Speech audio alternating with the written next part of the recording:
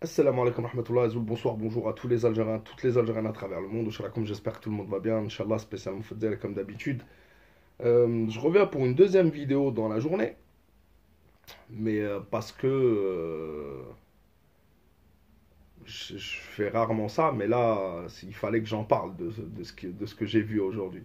Cet après-midi, je suis tombé sur une vidéo des sénateurs. En fait, ce qui s'est passé, c'est que il y a deux sénateurs qui devaient passer en commission au Sénat, d'accord? Et dont les sénateurs devaient lever l'immunité pour qu'ils aillent rendre des comptes à la justice. Et ce qui s'est passé, c'est que les sénateurs, aujourd'hui, ont refusé, et vous allez voir les raisons qu'ils ont données pour avoir refusé la levée de l'immunité de leurs complices. Parce que dans une mafia ou dans une bande, c'est pas des collègues, c'est pas des amis, c'est des complices. Donc, les sénateurs refusent la levée de l'immunité parlementaire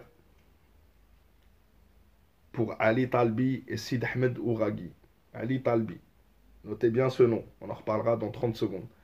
Donc les membres du Sénat ont voté contre la levée de l'immunité parlementaire pour les sénateurs Ali Talbi et Ouraghi Sid Ahmed. Ouraghi Sid Ahmed.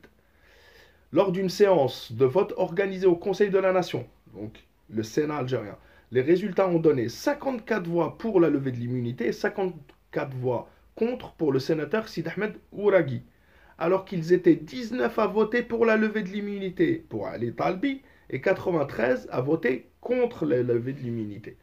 Donc, sur 102, 112 voix, il y en a 93 qui sont partis contre. On va écouter après, ils vont nous donner les raisons eux-mêmes.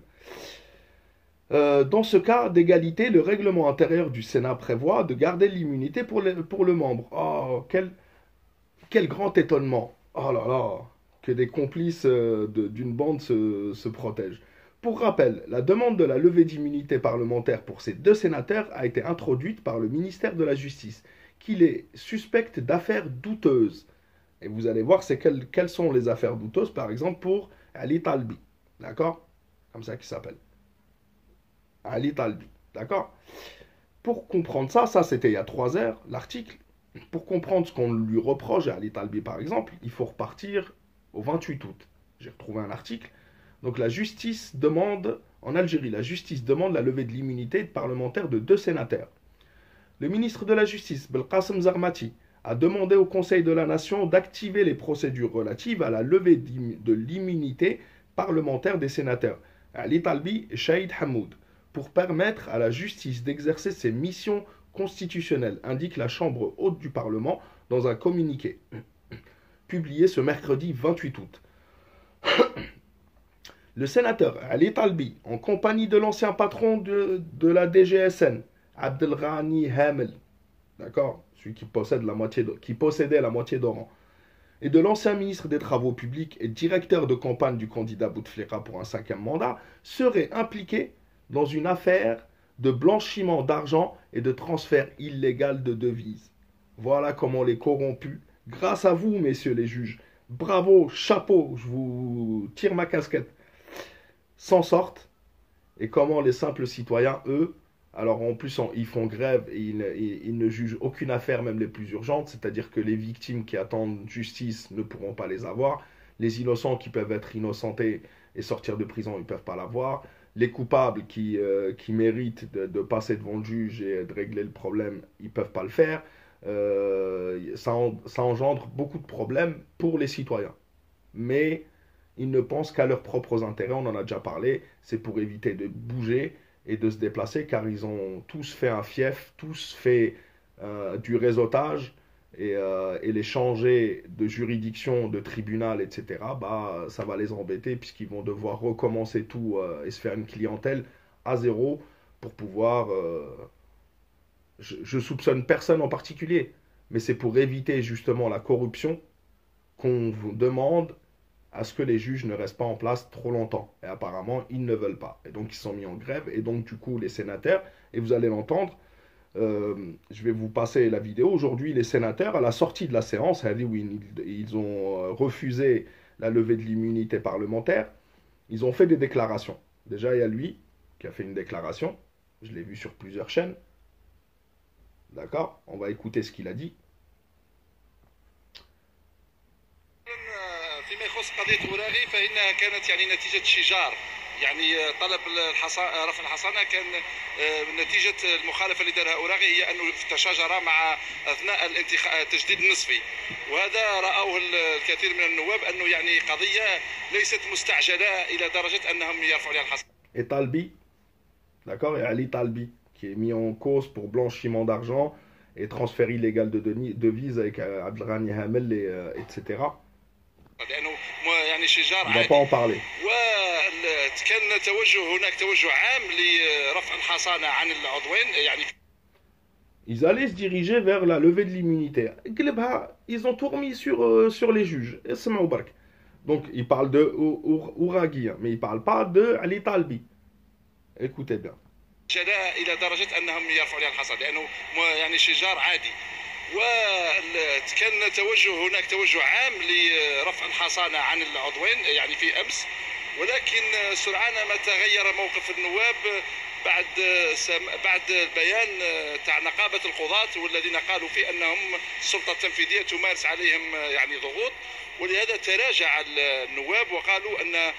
Donc, à cause de la déclaration du communiqué hier du syndicat des juges, qui ont dit qu'ils recevaient des pressions, oh les pauvres, pour faire bien leur travail, puisqu'ils ont fait cette déclaration, ben on a refusé, puisqu'il y a des pressions sur eux.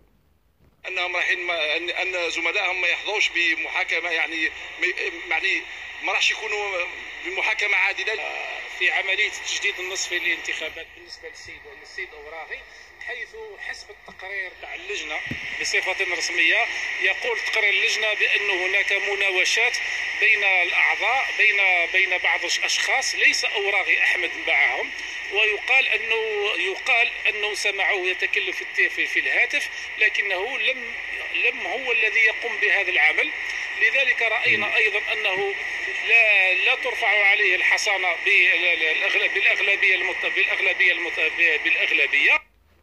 بالاغلبيه. C'est injustifiable, c'est injustifiable.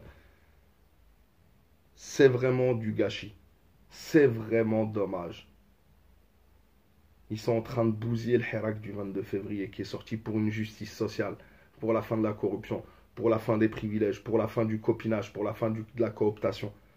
Et aujourd'hui, ceux qui restent dans le Hirak, la minorité qui reste, sont là pour défendre ces corrompus et ces pourris.